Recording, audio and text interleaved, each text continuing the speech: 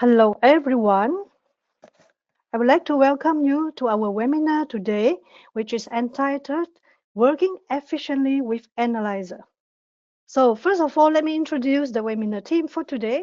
We are all from the scientific support team. My name is Yinfen, and I will be the moderator for today's webinar.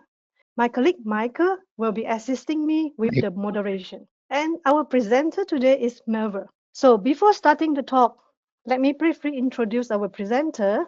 So Merver has been part of the Brain Product Scientific Support Team since last year, August.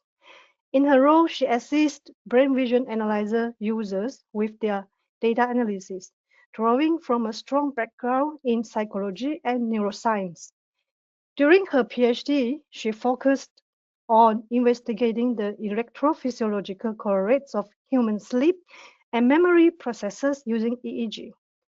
Besides her research work, she has contributed to teaching scientific communication, organized academic events, and has mentored students in neuroscientific research. Now, please join me in welcoming Merver for her talk. Enjoy the presentation, and I will see you all later. Hello, everyone. Welcome to today's webinar on working efficiently with Analyzer. Today's session will focus on making analysis workflows and the usage of the software more efficient. But first of all, why is it important to work efficiently? When we talk about efficiency, it's not just about gaining a few extra minutes, but it actually has a much bigger impact over time. So inefficiency just costs more than time. First, you can think about repetitive tasks. For example, if you are doing the same manual steps repeatedly, those small chunks of time will add up. And the solution would be basically to automate and streamline those steps so that you can save up to hours, or also if you're working with especially across multiple data sets or longer workflows, it becomes very important to automatize these processes. And another key point is performance. Inefficient processes can often lead to different slow executions, crashes, or even memory issues.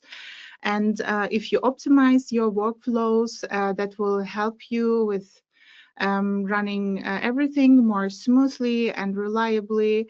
And finally, reproducibility and consistency are very important. When you build a structured and an efficient workflow, it becomes much easier to repeat your analysis and also share this analysis pipeline with others. So efficiency is not just about working faster, but it's also about removing friction so that you can focus on the actual analysis. So let's start looking at our learning objectives for today. First, we will be looking at some common inefficiencies that can often occur during analysis, and then we will discuss different ways to streamline data preparation, automation, and overall workflow organization. And we will also talk about strategies for maintaining good performance, especially when you're working with large data sets. For example, if you have like overnight recordings or just longer experimental procedures, and how to manage also memory more effectively. Additionally, we will share a few practical tips and highlight some useful features that are often overlooked, but can also significantly speed up your analysis. And finally, we will look at different ways to use the interface more efficiently so that you can create a flexible data environment when you want to inspect and explore your EEG dataset. The session will be divided into 4 parts. We will start with smart data management. This is going to be the steps that you prepare your data for your analysis. And then we will move on to performance and memory optimization. This is going to be followed by automation and efficiency. And finally, we will look at different ways to optimize the interface when you're inspecting your EEG data. But before we start with the first section, I'd like to briefly introduce you the data set that we will be using in this session. This data set is coming from a passive weaving task using emotion-inducing images from the Nenki effective picture system. And there were three types of stimuli used here: positive, negative, and the neutral images. And simply ERP responses for these emotional stimuli were computed. However, in this session, we will not be focused on the analysis itself, but instead we will use this data set as an example to show the different topics throughout the presentation. So let's start with the first part of this webinar. We will be focusing on how to organize and prepare your data set to minimize downstream issues. These are the steps that you handle before the actual data processing. First of all, before you start with your data analysis, you may want to rename your data sets. So for this, we provide a tool that allows you to do this performance efficiently. For example, you can see a screenshot here of the dialog from this rename tool. This tool only works with files that are recorded with Brain Products' equipment, and it is available by request. So you can simply send us an email to our support email account, and we will share this tool with you. We recommend using this before you create a workspace in Analyzer, because if there are any processing steps that have been already performed, those nodes will be lost after you use the renaming tool. Therefore, it's recommended to first create a history template, and then you can be able to recreate this history tree after renaming the files if you have already performed some steps on your data. Additionally, if, for example, a data set is renamed or anonymized for sharing purposes, then the original data set is recommended to be saved in a separate folder. Otherwise, the original file names may be lost. And manual renaming is, of course, also possible if you're using, if you use the header and the marker files, and then you need to change all these fields correctly within these files. So it means that this is a less efficient way to do this, while in the tool you can actually do this simply by just putting new names next to the old names of the data sets that are in your working folder, and just click on Start to perform this very efficiently. Another point when you're manually renaming is that these files are actually internally linked. So if there is an error when you're renaming these files, these links might be broken, and then the files will not then be read by Analyzer. So the tool is really a more efficient way to do this. When you're organizing your data, another step you may also want to do is to merge some data sets before you start with your analysis. There might be different reasons around this. For example, there might be an interruption during your recording, and you simply just want to merge these data sets and analyze them together later. Or you may want to analyze 2 or more data sets together for different reasons again. And the appending of the data sets can be easily performed in Analyzer with the option Append File. So you can find this option in the context menu by just right-clicking on the book icon of your history file, and then you will see the Append File option here. Before appending your files, you need to make sure that the main properties of the 2 data sets are identical. This means that you need to make sure that, for example, the channel labels, the channel order, as well as the same sampling rate should be the same properties in these data sets. Otherwise, this is not going to work. And when you perform this operation, importantly, there will be a warning message that will tell you that processing steps that are already performed in your history file will be lost. So this means that this is also another step that is recommended to do before you apply any processing steps on your data. Also, note that only 2 files can be appended at the same time. So if you want to merge more data sets, you should simply repeat the same procedure.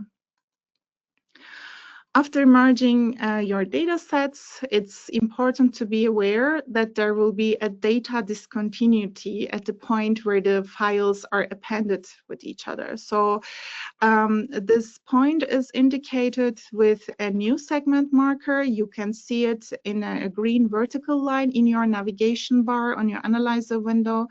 And these discontinuities can then later affect later processing steps. So this is an optional step to do. If you need it, you can avoid these effects by just simply removing this new segment marker and then marking that point as a bad interval marker instead, so that this point is not going to be considered for later analysis. Let's switch to Analyzer and check how we actually perform this operation.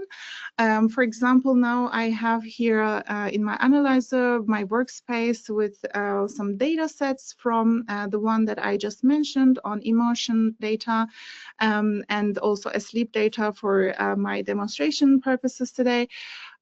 So what I want to do now is to merge subject 3 and subject 4 data sets together. You can see that there are no processing steps applied here. So this is a very ideal point to actually merge these data sets. I will just click right on my history file and choose the option append file. And then you can see the warning message that I just mentioned. So it says this will remove the complete transformation history from both history files. Do you want to continue? And I'll just click on yes. So now we can choose the data file that will be appended to our subject 3 data file. So I will choose subject 4 and click on OK. Now you can see that the book icon here on the history file has changed and it looks different from the other ones. So now when I open this data set that is merged together, you can see this green vertical line here that shows you the point where the data sets are appended, and it's marked with a new segment marker. Let's maybe zoom in here to see this data discontinuity a bit more clearly. You can see that there is this part here that is also marked here. So to handle this, I'll just go to transformations and our edit markers transformation. I'll use the table part here, and then you can see that here are our markers. So we want to delete the new segment marker and replace that part with a bad interval marker. I will just sort these according to description, and then you can see that my new segment marker is here. We do not touch the one that is in position 1, but we just want to delete the new one. So I simply click on here to select this row and then click on delete button from my keyboard and confirm the deletion. Now you see that this marker has been deleted. And then I'll just now add a new marker here on my list, and I'm going to name this as bad interval marker. And then I'll just give this a name as BI, standing for bad interval. And now we want to make sure that this is going to be in the position where the new marker, the new segment marker was. And we want to also cover the point around this new segment marker so that we will cover this part with the discontinuity. For that, I will use description again, list these together. And then I'll just enter here a marker around this new segment marker. We recommend, for example, using ±5 sampling points around this. So I will just enter 5 sampling points before the new segment marker, and then I will just define this as 10 points so that it covers that period of time that we want.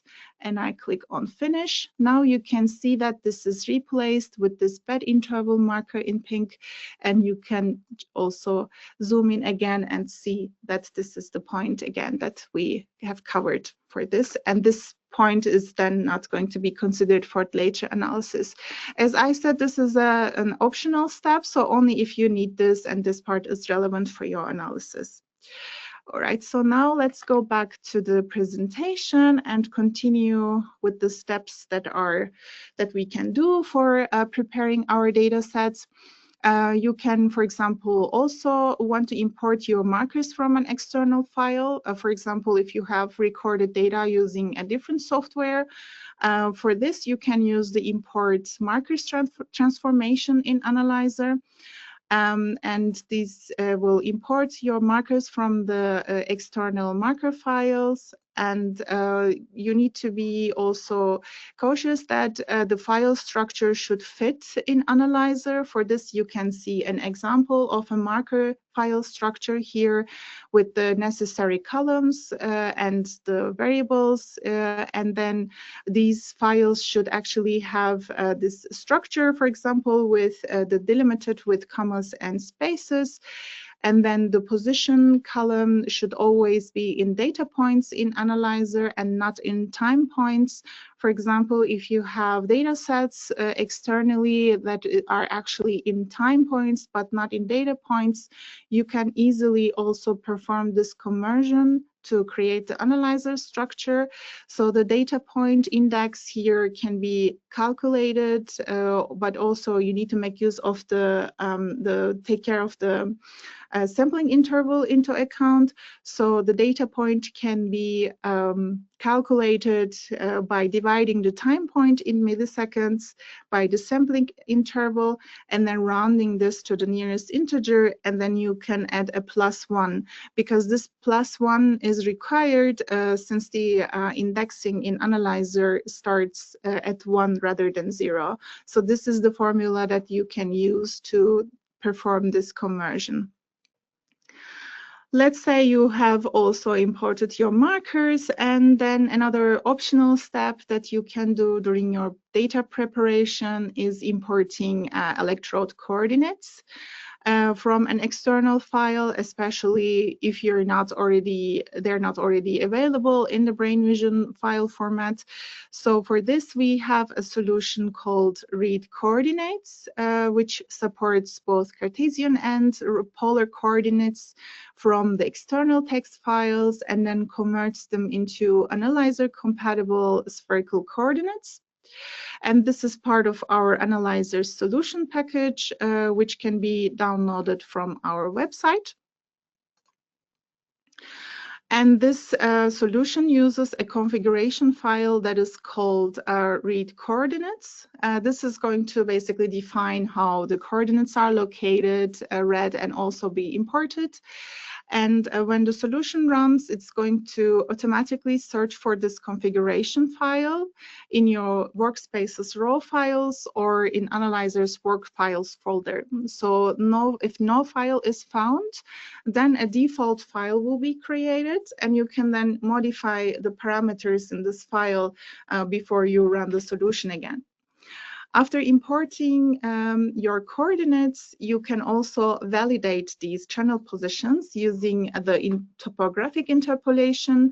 And for this, you can choose the Select from Map option to visualize this electrode layout together with the channel labels. This is going to make it much easier to compare also the positions with the actual electrode cap. And this solution is also offering you a flexible file handling. For example, you can use one coordinate file for all your data sets, or you can also use individual files per data set or participant.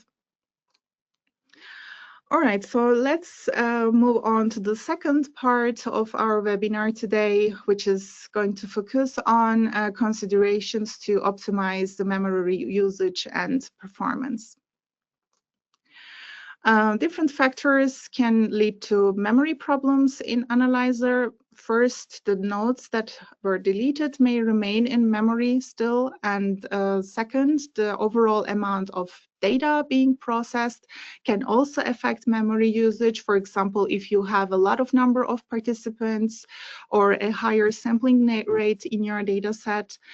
Longer data recordings also increase the data load, and finally some processing steps that are computationally heavy and that are not cached can then further increase the memory demands. But then how can we actually solve these issues? Now I'd like to give you some tips on how to clean the workspace's memory.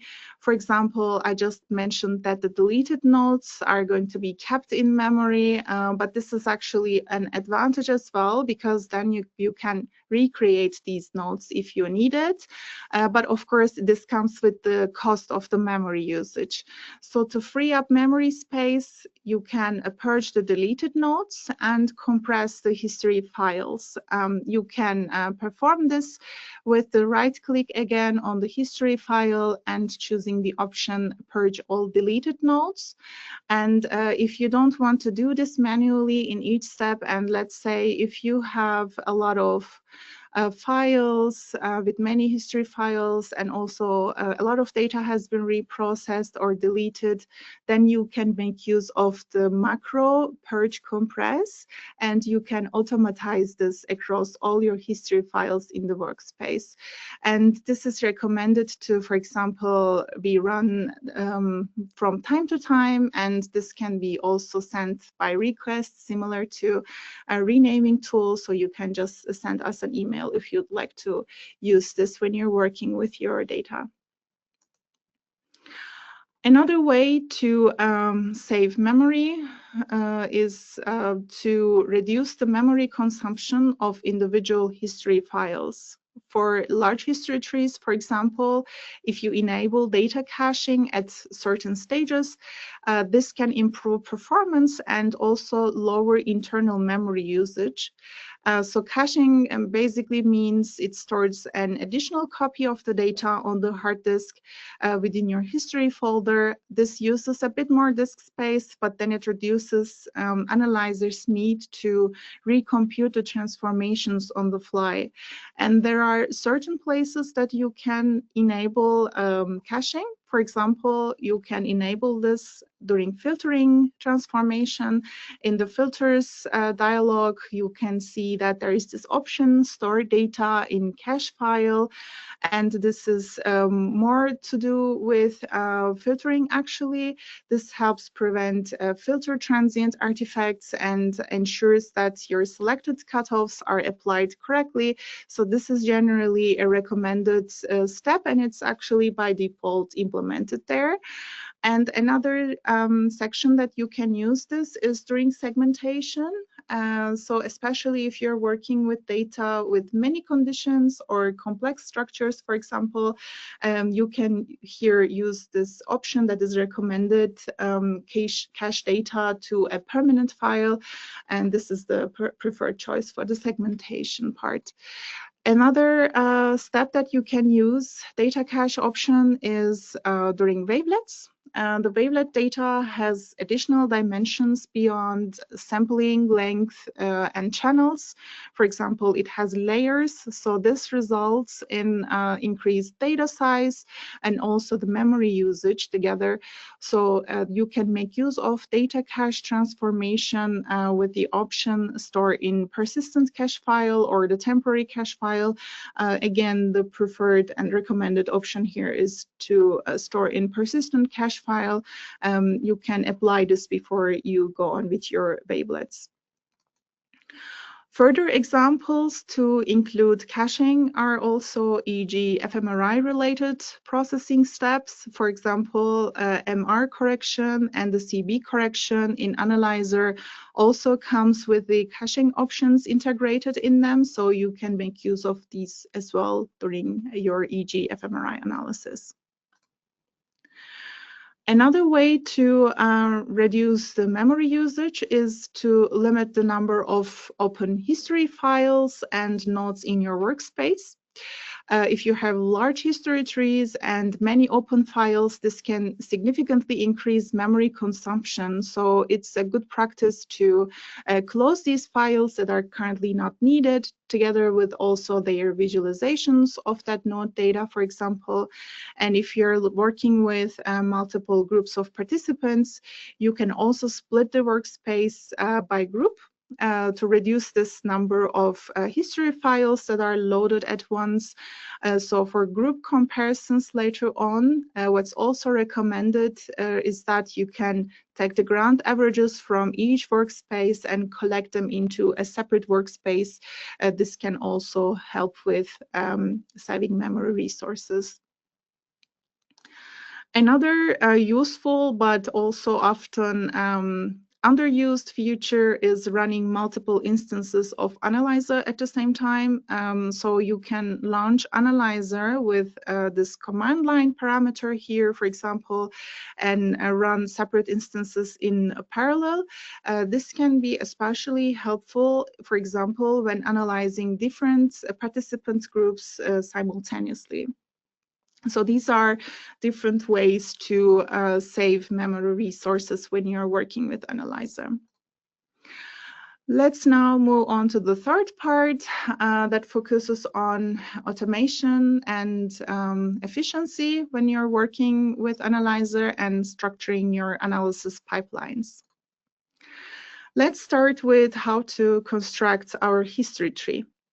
So the history trees record every operation that is applied to your EG data, and it allows a full processing workflow to be tracked and reproduced.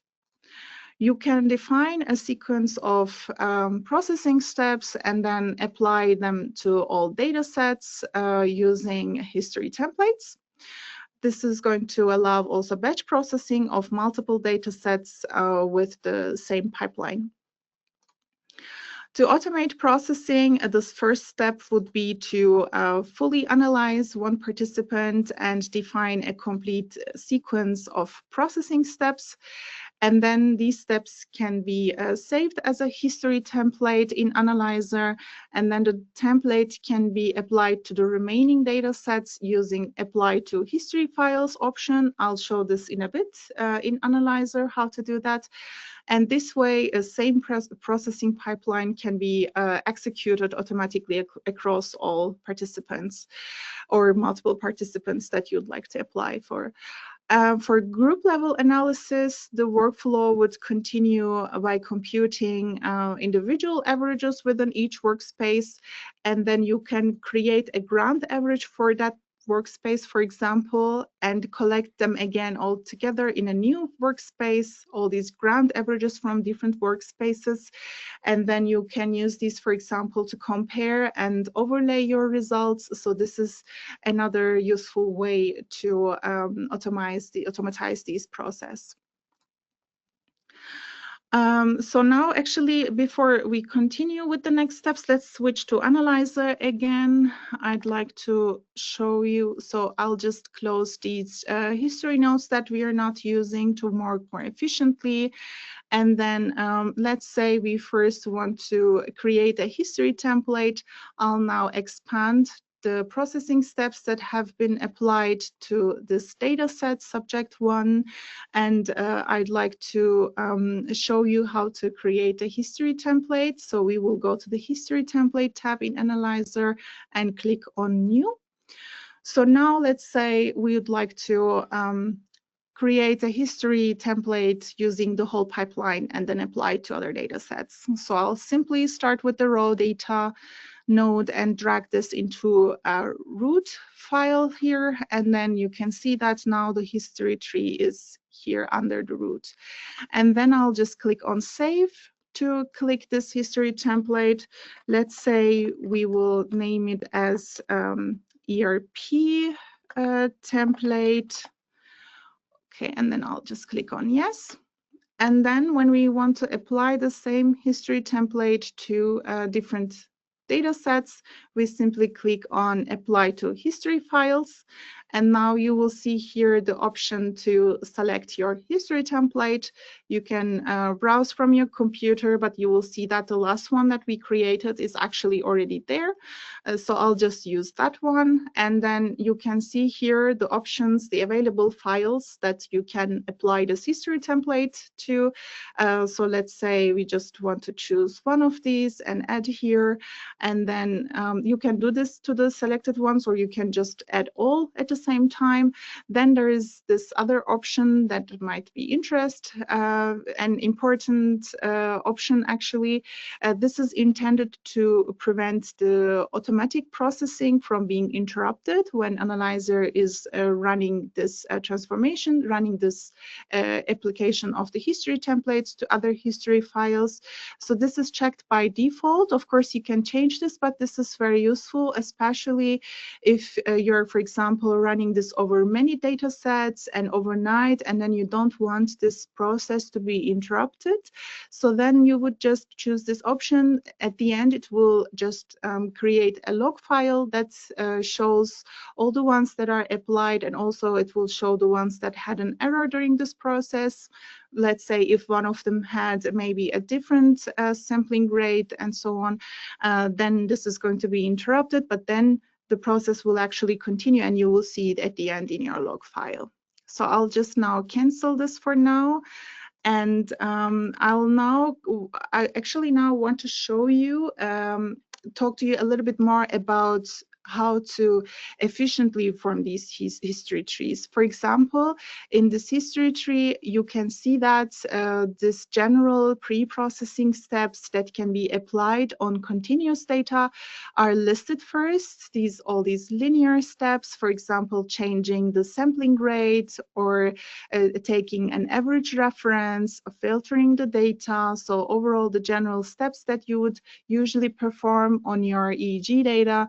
Here we have applied a simple ERP paradigm here, ERP process here. So for example, there were also other steps like ocular correction, or then the segmentation of the data when it makes sense after the pre-processing steps. So the data was divided into conditions later after following these general steps here.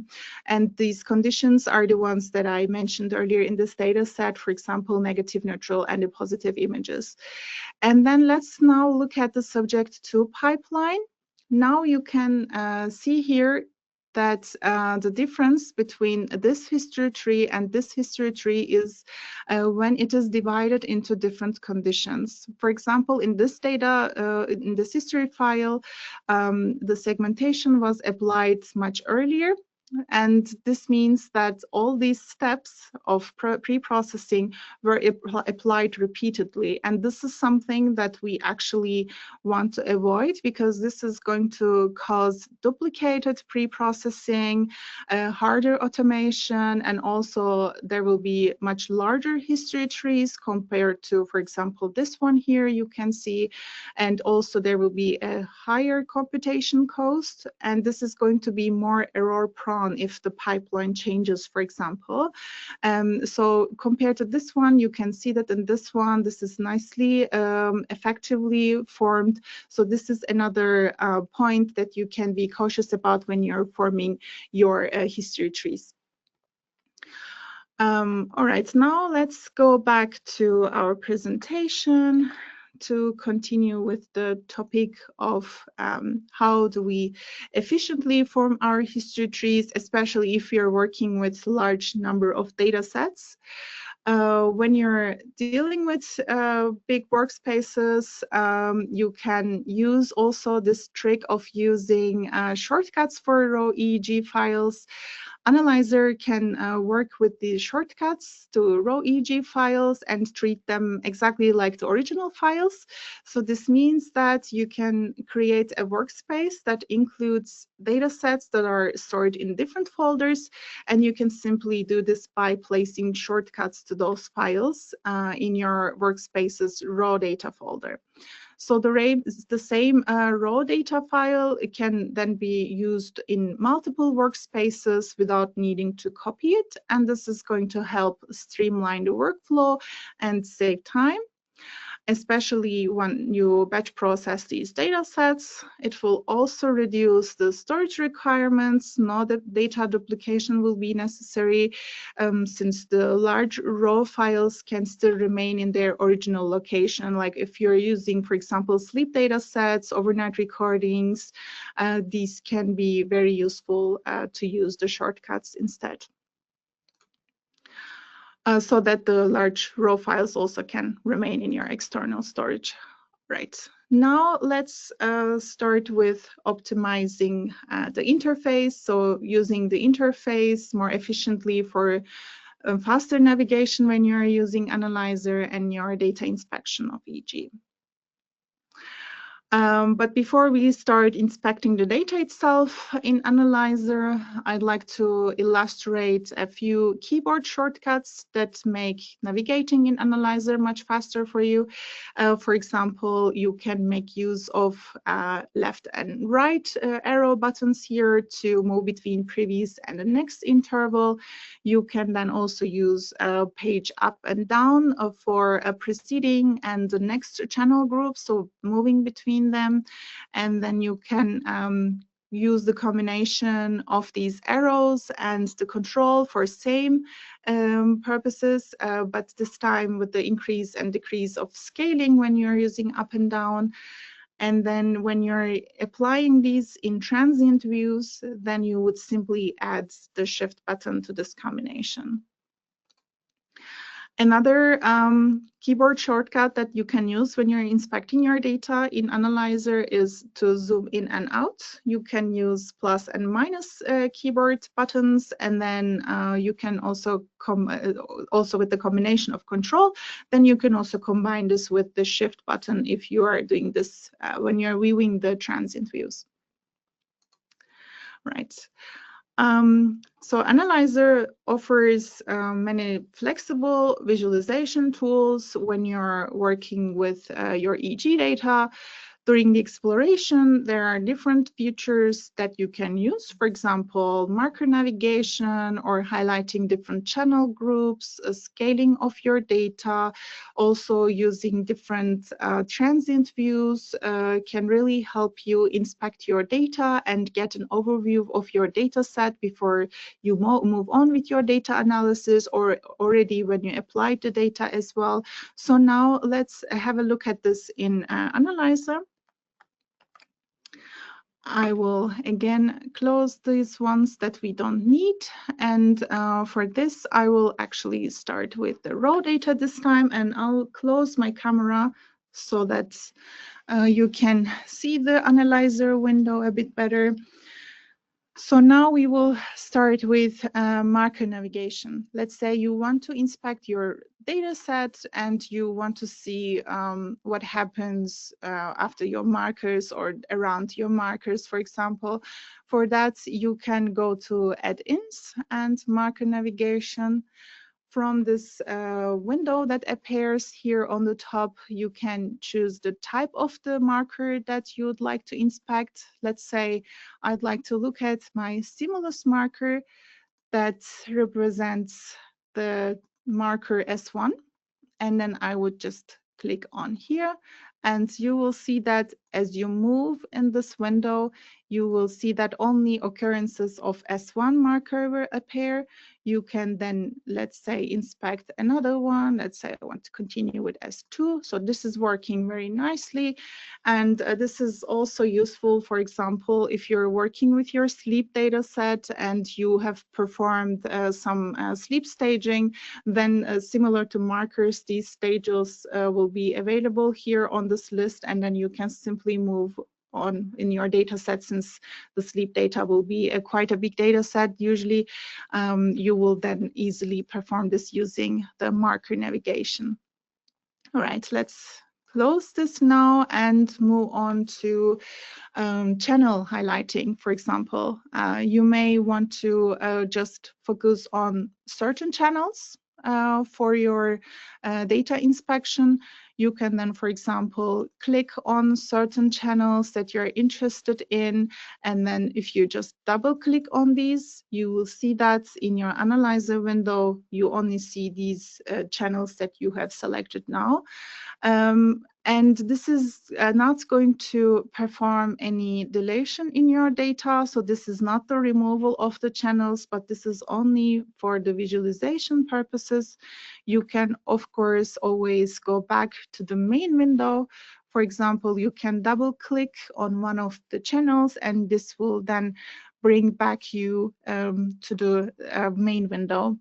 You can also make use of the shift button when you are using this channel highlighting. For example, let's say you want to highlight from here to here, then you would press on the shift button on your keyboard, and this is going to select all the ones in between, and you can then focus on just those channels for your further analysis.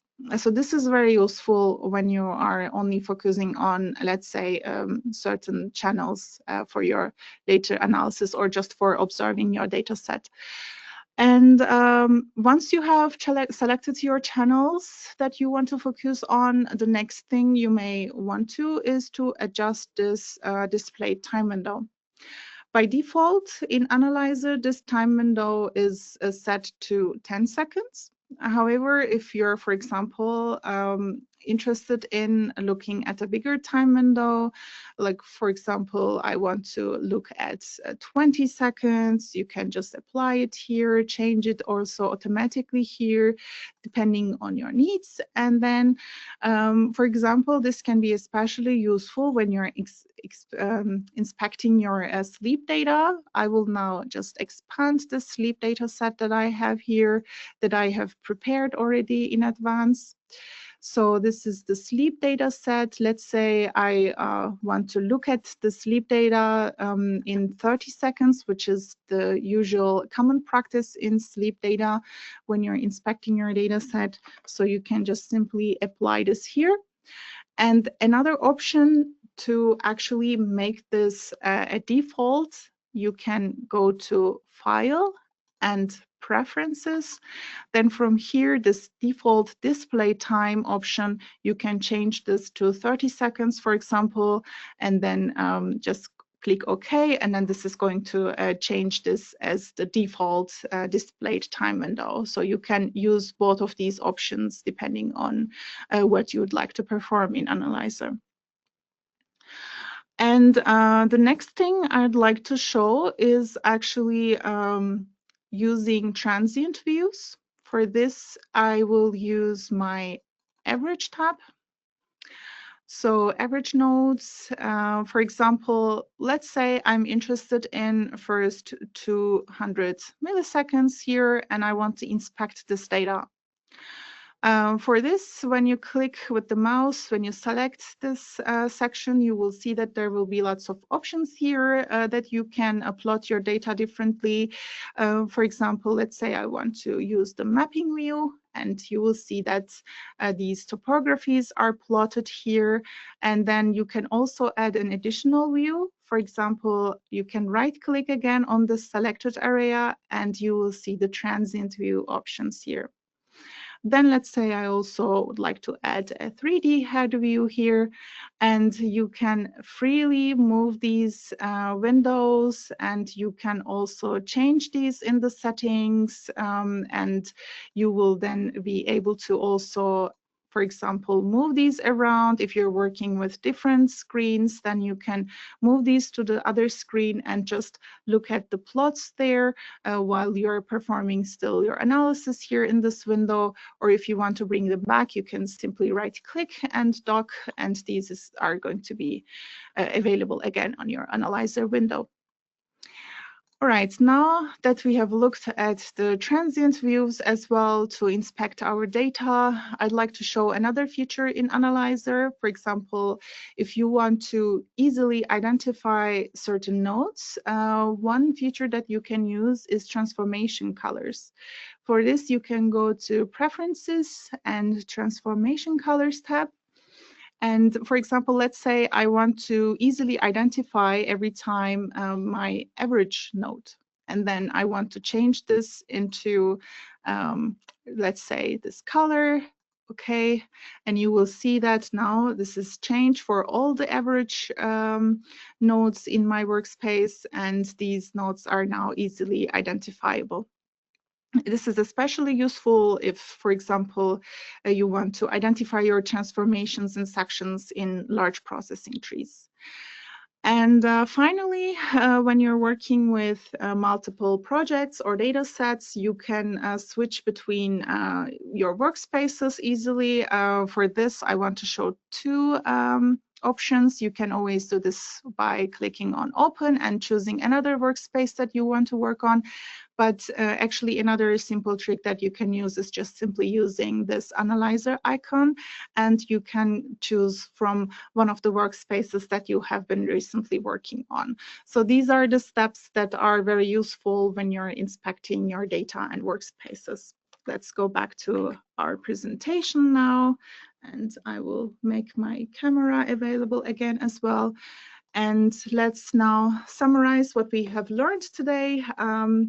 We have learned that efficient workflows in Analyzer starts with good data organization and renaming and structuring data sets before you create the workspace helps you to avoid problems later on.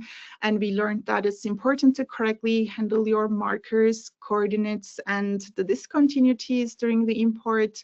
And if you're working with large data sets, we have highlighted the periodic purging and compressing the history files, and also data caching for intensive steps, for example, and also limiting the number of open data sets that can help the workspace being more responsive. We have also talked about automation and building a clear history tree that will allow you to save your pipeline as a history template, which can then be applied to multiple data sets for batch processing efficiently. And finally, we have seen some interface features like keyboard shortcuts, marker navigation for your faster data review, and also using customized views that make the data inspection faster and help you manage also multiple workspaces more efficiently. And finally, I'd like to highlight that we will have an upcoming press release article focusing on visualizing and plotting data in BrainVision Analyzer. So this is going to highlight additional visualization possibilities. So if you're interested in learning more about this, you can read our upcoming press release article. Overall, in this session, we have learned that if you combine good data organization, memory management, also automation and efficient interface use, this can significantly streamline your EEG analysis workflows. Thank you for your attention, and I'm happy to take questions. Thank you very much, Marva, for this very informative presentation. Thank you. I'm sure welcome. I'm sure the tips and tricks that you have covered today will make our audience analysis tasks a lot easier and more efficient using Analyzer. Okay, now we will move into our Q&A session. We have already received some interesting questions from the audience. All right, so I will start with the first questions that are posted by an attendee, Merva. So the question is about can I batch rename all data sets in a folder? Maybe, perhaps you have mentioned it, but if so, could you also repeat? Yes, you can do that because in the renaming tool, when you open the tool dialog, you will see that there is a path that you can define, and this path, the tool then will bring all the data sets in this path in the dialog window, and then you can simply enter the new names next to the old names of the data sets and just click on start, and this is going to perform it for all the workspace this way. Yeah, great. Yeah, so it's a very efficient way to rename all files in one time, right? At once. Exactly, Okay, all good. files at once, so you don't have to use the tool separately for each data set. You are just going to do it once for all the data sets in the same folder. So this is a very efficient way to do it instead of just going into header and the marker files and doing this manually. Yeah. Okay. And this renaming tool is will be sent on request. Exactly. So Okay, we can just send this via email. Just write us an email to our support account, and we're happy to send it. good. Yeah, thank you. So the second question sounds like that, like this. Can the history template be added after any pre-processing as well? Or can it only be applied to workflows that have been, that haven't been worked on yet? So basically, I think the question is in this direction, that whether this history template can be applied at any processing stage, Exactly. or yeah. Exactly. Yeah, it can be applied in any step, but of course it depends if it fits or not to the transformation. If it can be applied on, for example, continuous or the segmented data, what you have on your history template.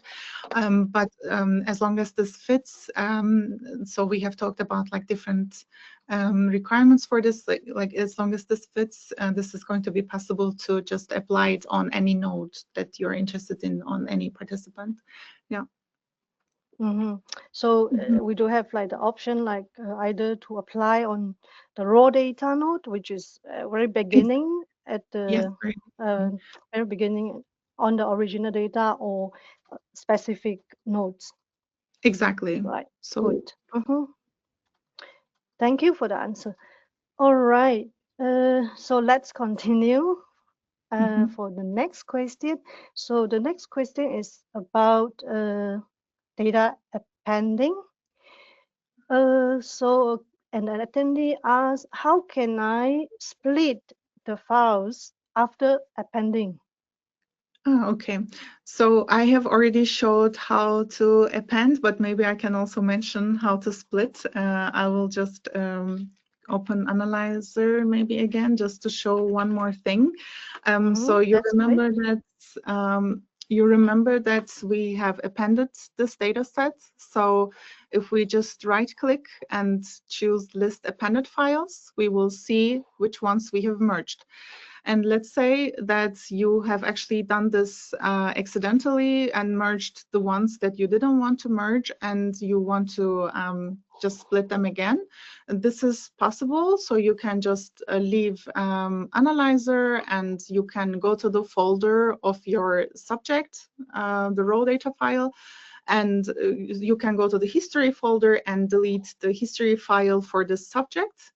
And when you open Analyzer again, these data sets will be separated. So this is very easy to perform. You can easily separate these files by just simply deleting the history files there.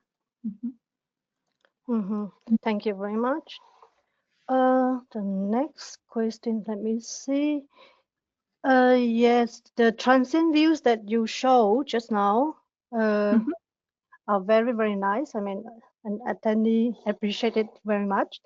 But the attendee has a questions on how to save the figures generated using transient views, for example, for their publications purposes. Mhm. Are there Yeah, options in yes, of course, Analyzer? there are different options to do this. Let's say we just create one again. And you can do this, for example, by simply just clicking on here and saying save as file. Then you will see here that there are different options, different file types that you can choose between. For example, if you are choosing enhanced meta file, then this is going to enable editing in third-party software later, so this would be recommended actually, but you can also, of course, save it in PNG or any other type that you're interested in. This is one way to do it. Another way would be to use, for example, copy view to clipboard. And this is going to copy the whole view to the clipboard, and you can then paste this somewhere else and use it. Another way actually to do this is to use print to graphics. So if you just choose this and save it as, again, that's, for example, EMF file, this is going to be also a good quality, because if you, of course, you can always just take a screenshot of this view and use it, but this is going to be a lower quality picture. Therefore, we actually recommend to use one of these options here in Analyzer to have your publication figures in higher quality. So the next question is again about data splitting. So can we also split a data file that hasn't been merged with another one?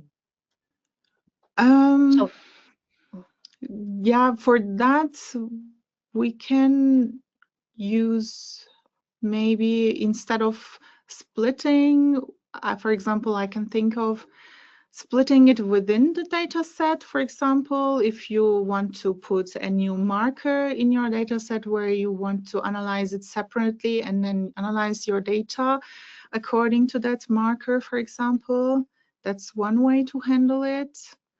I'm not sure about other way to split it, to be honest. Another incoming questions. Okay, so it is related to the settings for the figures. So Nathalie is asking how to change thickness of the figure and styles. Yeah, these ones are actually going to be available mostly, like, for example, let's look at it on another one. We can just go to settings of mapping view and here change different settings about like scaling, direction, or the color maps. Or you can also use, if you want to print it, for example, there will be, sorry, not here, but like in the preferences, you can go into graphics export output, and you can also change the margins or the size of the data file and the resolution settings here. So these are, for example, different options that you can work on for different figures. Yeah. Very well. Yeah, good. Thank you. Let's move on. Yeah, let's move on another question. We still have some time. Sure. So an attendee asks, can I open another instance of Analyzer even if I am using a single user license? So not a network license. Yeah, a single user license is not a problem to run different instances of Analyzer. So you can do this. It's not depending on the license type that you have, either network or single, it doesn't matter. You can run it, and this can be especially useful, and you can only use it if you are working with different data sets in these different instances of Analyzer. So this is this can help speed up the process for you, and this is not depending on the license type that you have, so it's possible. Yeah. Very well. Good. Let me check the questions.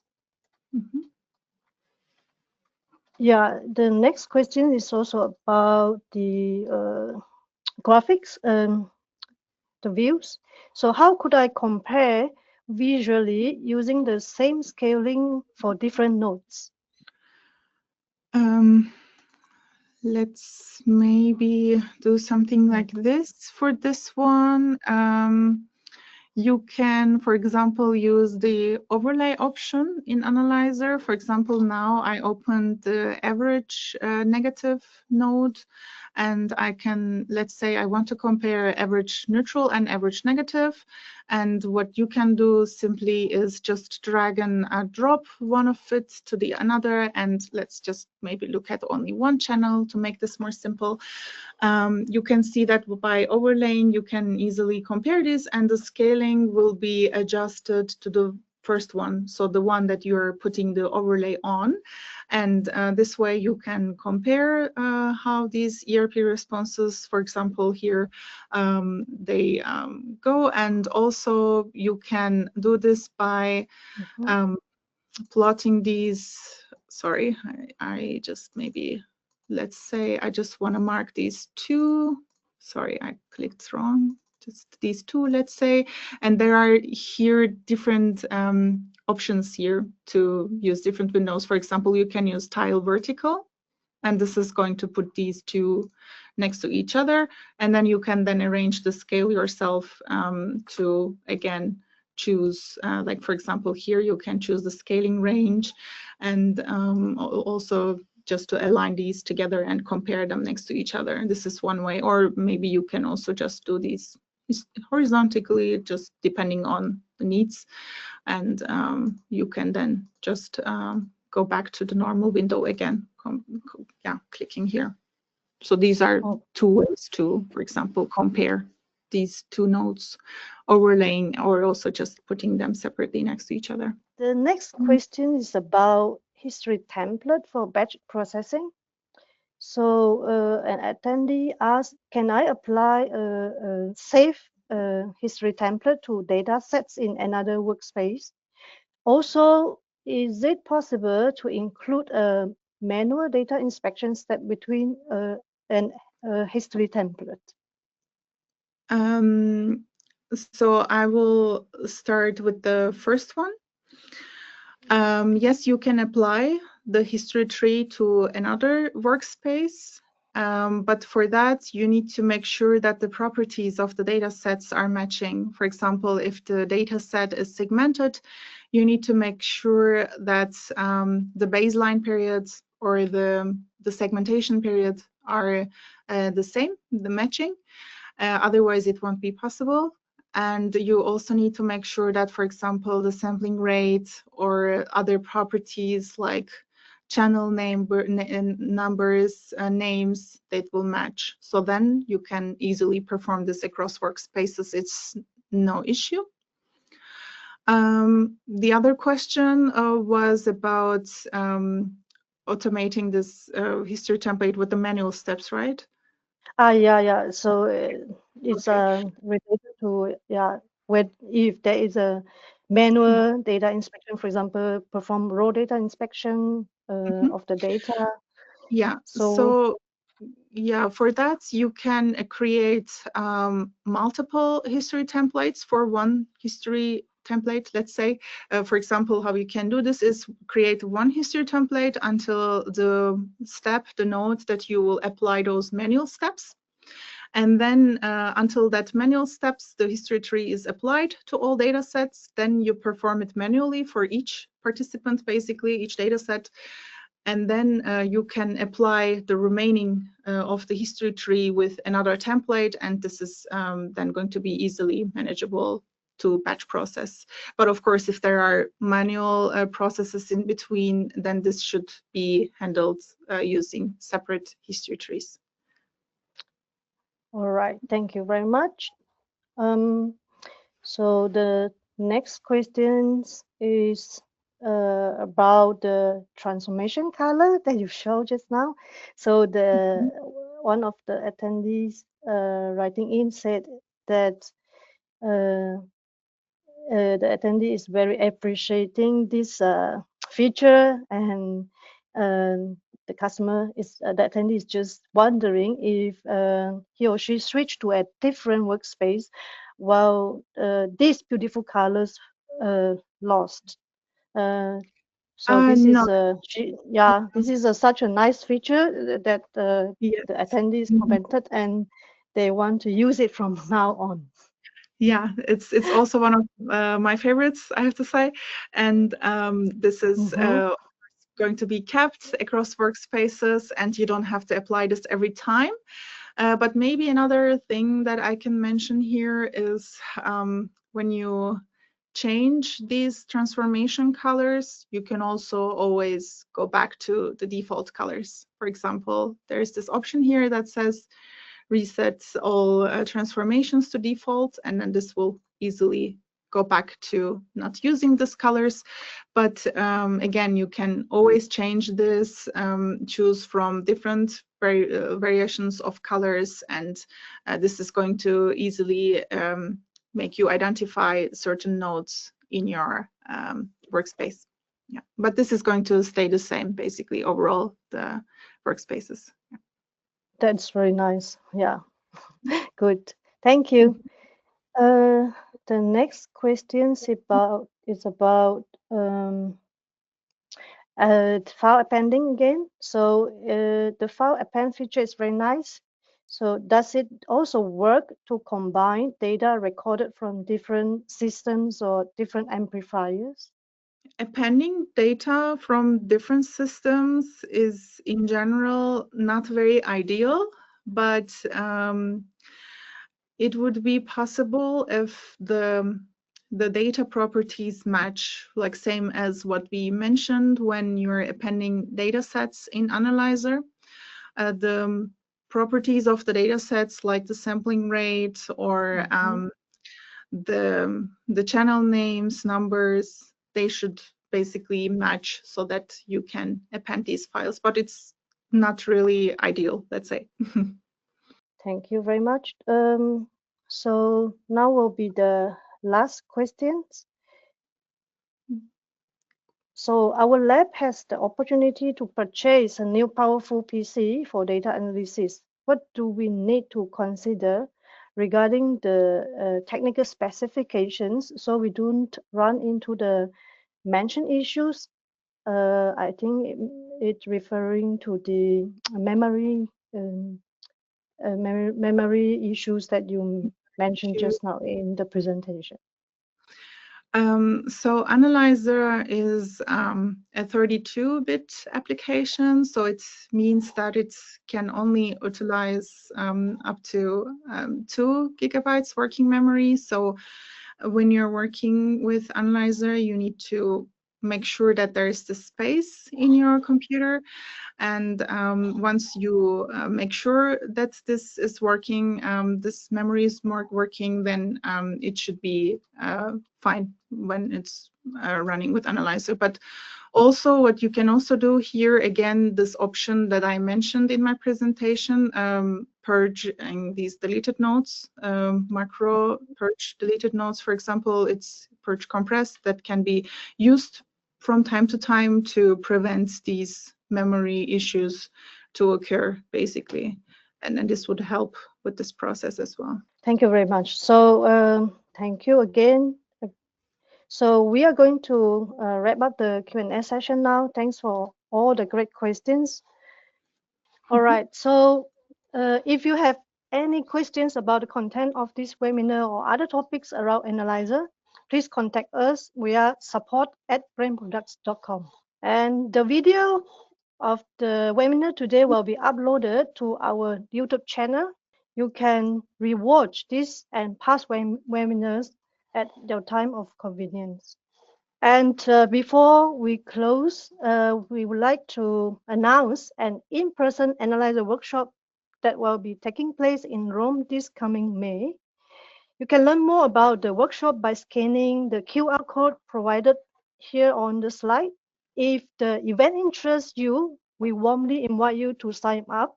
Lastly, I would like to sincerely thank you for your participation and attention today. It has been a pleasure having you all with us during the webinar. We will be closing the session shortly. Wishing you a wonderful day, and we look forward to seeing you at one of our upcoming events. Bye-bye. Bye.